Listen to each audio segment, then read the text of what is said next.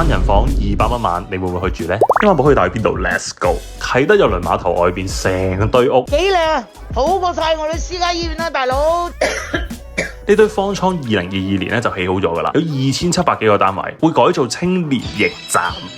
原來已經招晒標噶啦，新聞話9月就開始營運啦。成個 project 咧叫做慈行優山山優。為咗了解多啲呢個地方搞啲乜咧，我上咗佢哋嘅 IG。喂，又話9月開波嘅，連條訂房 link 都冇喎。